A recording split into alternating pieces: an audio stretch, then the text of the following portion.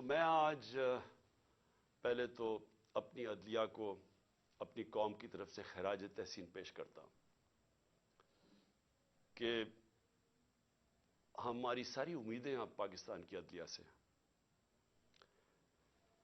بدقسمتی سے ماضی میں ہماری جو عدلیہ کا رول رہا ہے، مجھے افسوس سے کہنا پڑتا ہے کہ وہ طاقتور کے ساتھ کھڑی ہو جاتی تھی۔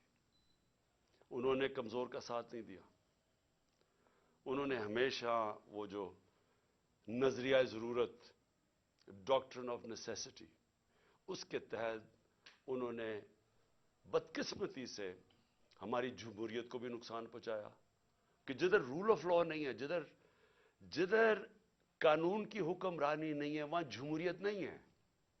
کوئی یہ نہ سمجھے کہ جدھر جنگل کا قانون ہے وہاں جمہوریت آئے گی، ہو ہی نہیں سکتا۔ الیکشن تو ساری دنیا میں ہوتے ہیں، کون سے ڈکٹیٹر نے الیکشن کروائے، کون سی ڈیولپنگ دنیا میں الیکشنز نہیں ہوئے، لیکن جمہوریت نہیں ہے وہاں، کیونکہ جمہوریت تو آتی تب ہے جب رول آف لا ہو، اور رول آف لا آنے ہی نہیں دیا یہاں۔ مارشل لا لگتا تھا، ویسے ہی ڈاکٹرن آف نیسیسٹی، نظریہ ضرورت آ جاتی تھی۔ اور نہیں تو جب یہ دو جماعتیں آئی ہیں، انہوں نے اپنے آپ کو قانون کے اوپر رکھنا تھا تو انہوں نے بھی عدلیہ کے نظام کو چینج کیا۔ جو ڈنڈے مار کے چیف جسٹس سجاد علی شاہ کو اس کے اٹیک کیا سپریم کورٹ کو، وہ ایک جمہوری حکومت نے کیا تھا، مارشل لا نے نہیں کیا۔ ان کو اتنا خوف تھا آزاد عدلیہ سے، کیونکہ یہ جب چوری کرتے ہیں تو یہ دیکھ ہی نہیں سکتے کہ اس ملک کی عدلیہ آزاد ہو جائے، کیونکہ چوری پکڑی جائے گی۔ اور وہی سجاد علی شاہ کر رہے تھے، جسٹس سجاد علی شاہ، اور انہوں نے اس کو اٹیک کر کے ہٹایا گیا۔ ججز خریدے، بغاوت کروائی سپریم کورٹ میں، صرف اپنی چوری بچانے کے لیے۔ اور آج بھی ہم وہاں کھڑے ہیں کہ یہ پورا ہماری عدلیہ کے اوپر زور لگا رہے ہیں۔ ہر قسم کا اب یہ بلیک میل کریں گے، ہر قسم کی ان کی ایک ہی کوشش ہوگی کہ پاکستان کی عدلیہ پھر ان طاقتور کا، ان چوروں کا ساتھ دے، اور اس کے لیے بلیک میل کر رہے ہیں۔ اور ہر قسم کی، میں اپنی قوم کو کہنا چاہتا ہوں، تیاری کریں آپ۔ انہوں نے ہر قسم کا پریشر ڈالنا ہے عدلیہ پہ، جو انہوں نے ماضی میں کیا، اور انہوں نے ہر قسم کی کوشش کرنی ہے کہ پاکستان کا آئین جو واضح طریقے سے کہتا ہے کہ 90 دن کے آگے الیکشن نہیں جا سکتی، 90 دن کے بعد یہ دو کیئر ٹیکر گورنمنٹس، ان کے اوپر وائلیشن ہوگی آئین کی، ان کے اوپر یہ بالکل ان کا جو 900 کے ایک دن کے بعد، 90 کے ایک دن کے بعد، 90 دنوں کے بعد، ایک دن کے بعد یہ حکومتیں غیر آئینی ہو جائیں گی۔ ان کے کوئی آرڈرز نہیں سننے چاہیے کسی بھی بیوروکریٹس کو، کسی پولیس والے کو، کیونکہ قانون ان کو، آئین ان کو اجازت نہیں دیتا۔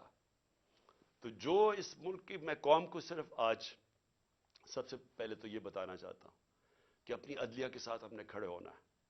ان کو ہماری ضرورت پڑے گی، کیونکہ ابھی سے ہی ان کے خلاف سٹیٹمنٹس آنی شروع ہو گئی ہیں، ان کو پریشر ڈالنے کی کوشش کی گئی ہے۔ جبکہ آئین واضح ہے، اس کے باوجود یہ کہنا یہ کوشش کر رہے ہیں۔ اور یہ جو دو مافیا فیملیز اس ملک پر مسلط ہوئی ہیں، یہ سارا وقت ان کا یہ نہیں کہتی، ان کو شرم بھی نہیں آتی یہ کہتے ہوئے، یہ اصل میں یہ کہتے ہیں کہ ہم قانون سے اوپر ہیں۔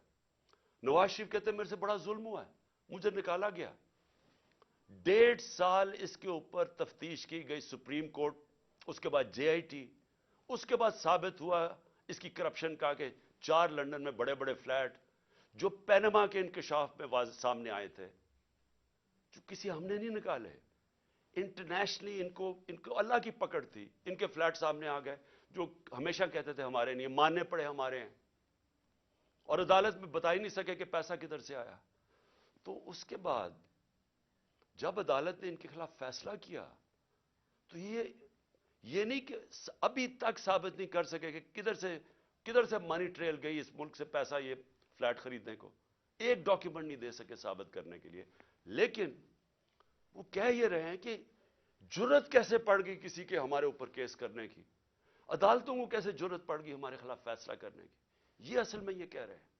اور ابھی بھی یہ کوششیں کریں گے، کیونکہ الیکشن سے یہ ڈرے ہوئے ہیں، عوام سے ڈرتے ہیں، पहले कहते जी वोट को इज्जत दो, बड़ी कैंपेन की वोट को इज्जत को। हम जब पावर में थे इलेक्शंस करवाओ, 3.5 साल मैं सुनता रहा जी इलेक्शंस करवाओ, और अब इलेक्शन से भाग रहे हैं, क्योंकि ये तब इलेक्शंस करवाएंगे, सबसे पहले इमरान खान को डिस्क्वालीफाई करो, इमरान खान को जेल में डालो, ये नवाज शरीफ की शराइत है। इसको वो लेवल प्लेइंग फील्ड कहता है। खुद पकड़ा गया है अरबों रुपए के वहां प्रॉपर्टीज में बैठा हुआ है, साबित नहीं कर सकता, अदालतों से, जेल से बाहर भागा हुआ है झूठ के ऊपर। ये शहबाज शरीफ ने जाली एफिडेविट दिया हुआ है लाहौर हाई कोर्ट को, कोई शर्म नहीं है इसकी। लेकिन इमरान खान को जेल में डालो, डिस्क्वालीफाई करो, तहरीक इंसाफ के लोगों को पकड़ धकड़ करो। शर्मनाक रोल है इस मुल्क की इलेक्शन कमीशन का। मैंने कभी इस तरह की बेशरम इलेक्शन कमीशन नहीं देखी। हर फैसला करती है ये नवाज शरीफ से हुक्म लेके, हर फैसला करती है हैंडलर्स जो पीछे कहते हैं। दो जो केयरटेकर गवर्नमेंट्स बनाई हैं इन्होंने, हमने इतने नाम भी वैसे दिए जो कि गैर जानिबदार थे। इन्होंने जान के उन लोगों को ऊपर बैठाया है जो ये लाहौर का चीफ मिनिस्टर बनाया है, उसको बिल्कुल जो सबसे बड़ा दुश्मन था तहरीक इंसाफ का, उसको ऊपर बैठा दिया। जैसे ऑफिसर्स पॉइंट कर रहे हैं, जो ये जो पुलिस वालों को रखा गया जिन्होंने हमारे पर तशद्दुद किया, उन सबको ऊपर बैठा दिया। तो हमारे ऊपर केसेस करो, पार्टी को तोड़ो, तब ये समझेंगे कि ये बिल्कुल ग्राउंड तैयार हो गई है इनके लिए, तब ये चाहते हैं इलेक्शन करवाओ, इसलिए भाग रहे हैं इलेक्शन से। और मैं वैसे इनको कहता हूं कि जितनी भी देर आप कर लें रिजल्ट वही निकलना है, जितनी धांधली कर लें रिजल्ट वही निकलना है। लेकिन मुल्क तबाह हो रहा है। हमारी सारी कोशिश ये थी कि इलेक्शंस अभी इसलिए हम करवाना चाहते थे कि इलेक्शन एक ही तरीका है इस दलदल में जो मुल्क फंसा दिया उससे निकलने का, और तो दूसरा रास्ता ही कोई नहीं है। तो हम अपने मुल्क के लिए अपनी दो गवर्नमेंट्स डिसॉल्व करते हैं अपने मुल्क की खातिर, कि किसी तरह हम जो ये उधर पहुंचा दिया इन्होंने पाकिस्तान को, कि इस मुल्क की 75 साल तारीख के अंदर कभी मुल्क के ये हालात नहीं थे जो आज है। किसी से पूछे या छोड़े कि मैं इमरान खान क्या कह रहा है, मैं चाहता हूं कि किसी इकोनॉमिस्ट से पूछ लें, कोई गैर जानिबदार लोग एक्सपर्ट्स हों पॉलिटिक्स के, इकोनॉमिक्स के, उनसे तो पूछे कि कभी पाकिस्तान के ये हालात थे। और कोई आगे रोशनी भी नहीं नजर आ रही। जितनी देर ये बैठे रहेंगे ये और हम डूबते जा रहे हैं। मेरे पास अदाद और शुमार हैं, तो मैं ये फिर से अपनी कौम को बताना चाहता हूं कि ये जो हालात आज हैं, कैसे इस मुल्क का तनख्वाहदार तबका अब गुजारा करेगा। और अभी शुरुआत है, अभी जो आईएमएफ के साथ इन्होंने तय किए कंडीशंस, उसके बाद जो अब लहर आने लगी है महंगाई की, कैसे, मैं तो अभी बताऊंगा जो आज हालात है, अभी मजीद जो आगे होंगे वो कैसे वो बर्दाश्त करेंगे वो लोग। तो मैं सबसे पहले दूसरी बात जो आज मैं करना चाहता था, हमारे पुराने आर्मी चीफ, उन्होंने एक सहाफी को एक इंटरव्यू दिया और उसने फिर कॉलम भी लिखी।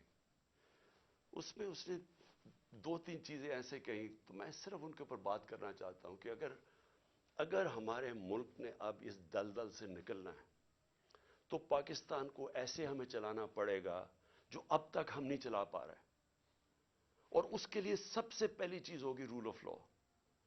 जब तक हम सबको कानून के नीचे नहीं रखते, जब तक आइन के दायरे में रह के इदारे और लोग काम नहीं करते, इससे अब हम नहीं निकल सकते। मैं फिर से कह रहा हूं, एक है नेमतों का रास्ता, वो बिल्कुल मुख्तलिफ है, एक है तबाही का रास्ता, उस तरफ हम निकले हुए हैं। तो ये जो आर्मी चीफ ने, एक्स आर्मी चीफ ने बातें की, सबसे पहले तो मुझे हैरत हुई कि उसने कहा जी इमरान खान मुल्क को तबाही की तरफ लेके जा रहा था, मैंने इमरान खान से मुल्क को बचाना था। तो तस्लीम कर लिया कि उसने फैसला किया था गवर्नमेंट गिराने का, जो मैं और सारी कौम को वैसे ही पता है।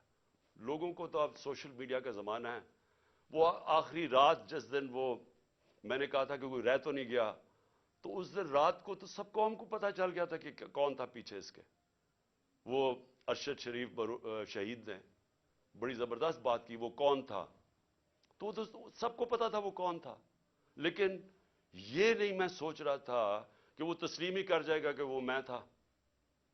और उसने कहा कि बड़े बुरे हालात थे पाकिस्तान के और तबाही की तरफ जा रहा था।